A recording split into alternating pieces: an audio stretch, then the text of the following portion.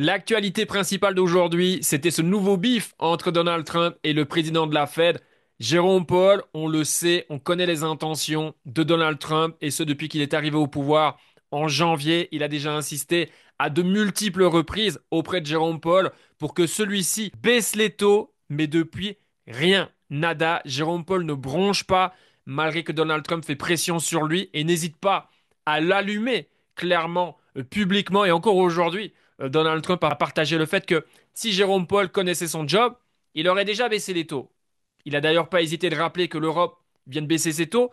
Et si on regarde dernier trimestre 2024, quand la Fed baisse ses taux de 50 points en septembre, le SP500 est toujours de nouveau au plus haut. Mois de novembre, les marchés sont parfaitement OK. Aujourd'hui, on connaît le contexte dans lequel nous sommes. Et si on regarde le SP500, il prend plus de moins 20% de son plus haut à son plus bas. Techniquement, par définition, on peut parler d'un crash. Alors, en revanche, ils ont fait une réunion d'urgence. C'est lorsque la semaine dernière, le marché obligataire, il a explosé. Et là, comme par hasard, si la situation s'aggrave, on est prêt à intervenir. Et forcément, ça, c'était une mauvaise nouvelle également pour Donald Trump. D'ailleurs, il a démenti, mais certainement, on a peut-être touché un de ses points faibles. Et le lendemain ou 2 jours après, il a annoncé une pause au niveau des tarifs pendant 90 jours. Bref, on est vraiment dans une situation où, j'espère, ça ne sera pas une guerre d'ego entre les deux, puisque là, clairement, les deux hommes, ils se détestent.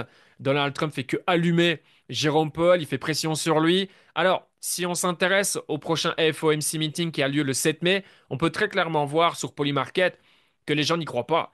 Pour 90% des gens, il n'y aura pas de changement lors du prochain meeting. Alors, ce qu'il faut comprendre, c'est qu'entre aujourd'hui et le 7 mai, il peut se passer énormément de choses. Donc voilà, les prédictions, elles peuvent continuer à évoluer à la hausse, comme on peut avoir un retournement de situation clairement. Donc on est clairement dans une situation d'incertitude, mais les deux hommes, ça c'est sûr en revanche, ils s'aiment pas. Donald Trump veut la peau de Jérôme Powell. Il a d'ailleurs fait comprendre que s'il pouvait le virer, il le virerait. Alors ça, techniquement, je ne sais pas si c'est possible.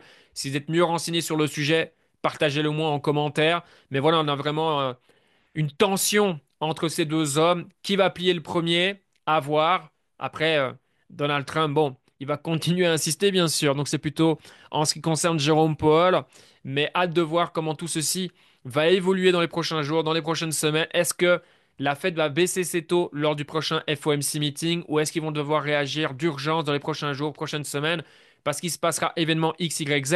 Affaire à suivre, mais en tant qu'investisseur sur le marché des cryptos, on souhaite que la Fed baisse ses taux, puisque bien évidemment, c'est une excellente nouvelle quand c'est le cas pour les marchés à risque.